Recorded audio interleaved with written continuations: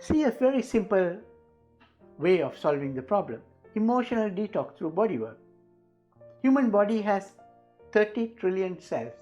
Imagine if every cell is a box. The day you were born, you were all positive. But as the life goes on, you put a lot of negative emotions into these cells, into every box. Hatred, jealousy, numbness, rage, mistrust, fear, shame, pain, anger, sadness, guilt. All these emotions are in the box.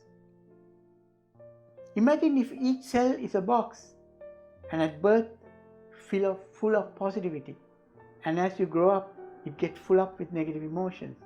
When the box gets full up, it becomes unbearable. That leads to many dysfunctions and illnesses. And when you open the lid, this is all it needs to happen.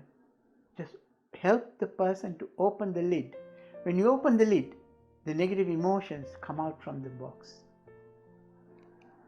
What happens is, when you let go of the past, you make space for positive emotions to come into the body. Then you allow yourself to feel pleasure, love, happiness, spirituality, empowerment, ecstasy. I want to share with you outcome of emotional detox. So just have a look at this video. What happens to your body? This person was very blocked, energy was not moving.